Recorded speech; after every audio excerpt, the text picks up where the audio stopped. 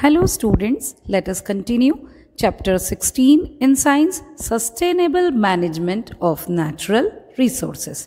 In last video, we have discussed about forest wildlife, including that the very important topic for forest life, that is stakeholders. Now today we are going to discuss the next topic, management of forest. That means the forest lover people, how they are protecting or how they are doing some important things to protect the forest life and wildlife. So let us discuss. We need to consider if the goals of all the stakeholders with regard to the management of the forest are the same. Forest resources are often made available for industrial use at rates far below the market value, while these are denied to the local people. So for this, let us discuss the very important movement, that is Chipko Andolan, Chipko movement. Here, this Andolan was launched by the local village people of Raini Garhwal, high up in the Himalayas during the early 1970s. This is very important story regarding forest protection. The Chipko Andolan was the result of a grassroots level effort to end at the alienation of people from forest. The movement originated from a dispute between the local villagers and a logging contractor who had been allowed to fell trees in a forest close to the village. On the specific day, the contractor's worker appeared in the forest to cut the trees while the main folk were absent. The woman of the village reached the forest and clasped the tree trunks and prevented the workers from felling the trees. The Chipko movement quickly spread across communities and medias and forced the government to whom the forest belongs to rethink their priorities in the use of forest produce. Along with that, these Chipko movement followed by the Hug the Trees movement.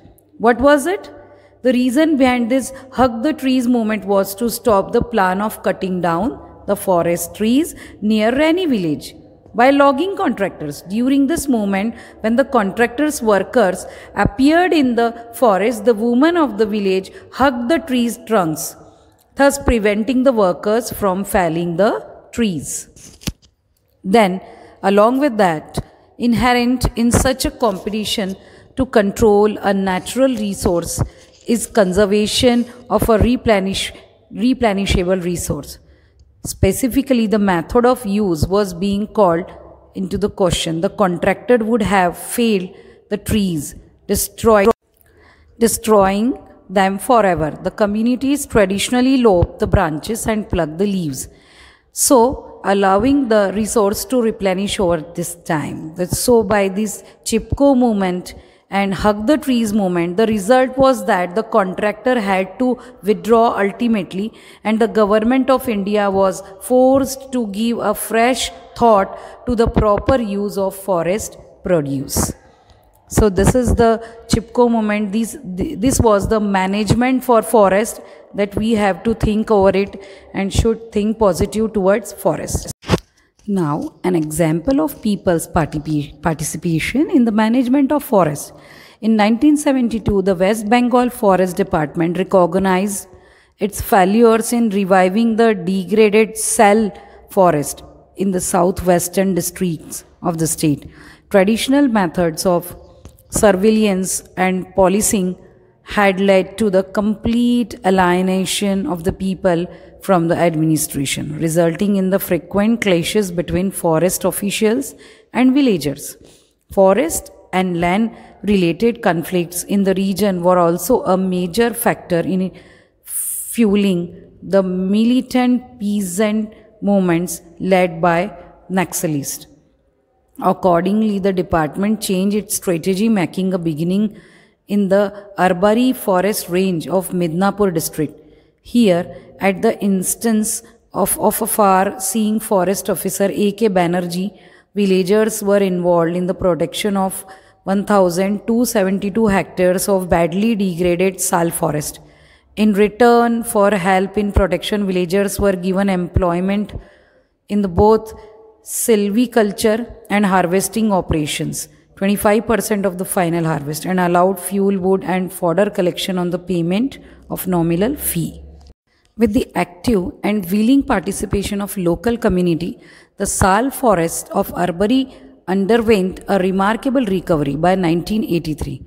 A previously worthless forest was valued 12.5 crores. Students, we know that the dams, water harvesting and water for all, these topics have been excluded from our syllabus. So let us start with the coal and petroleum. Here, why we should use coal and petroleum at the judicial level? Let us discuss. Coal and petroleum are fossil fuels which are exhaustible and non-renewable resources. Reserves for coal and petroleum are limited. It takes millions of years for nature to replenish these resources. Burning of fossil fuels pollutes the atmosphere by forming oxides of carbon, nitrogen and sulfur, which accumulate in the atmosphere. So, carbon dioxide is a greenhouse gas, we know that, which leads to the global warming. That's why we should less use coal and petroleum in day-to-day life. So, let us discuss the steps of controlling carbon dioxide level in the atmosphere. Here, reduce the consumption of fossil fuels such as petrol, diesel, automobiles. Using public transport helps in reduction of petrol uses. Use of alternative fuels such as CNG or PNG, etc. Now, instead of burning litter, prepare manure out of it. Planting of large number of trees, including that the smoke coming out of the thermal power station and other industries, be well treated. Some simple choices can make a difference in our energy consumption patterns, like taking a bus, using your personal, instead of using your personal vehicle or walking, cycling, etc. Using LED bulbs or fluorescent tubes in your homes, using the lift or taking the stairs, that we should think over it. Wearing an extra sweater or using a heating device, better to wear extra sweaters. So this will decide and on this basis we can consume some of the petrol and fuel which is a non-renewable resources. The management of coal and petroleum also addresses the efficiency of our machines also. Fuel is most commonly used in internal combustion engines for transportation, and recent researches in this field concentrates on ensuring complete combustion in these engines in order to increase efficiency and also reduce air pollution. Here we have ended this chapter, completed this chapter. So students, I hope you understood all the important parts of this chapter like forest, wildlife and stakeholders, coal, petroleum, etc. Thank you for listening this video.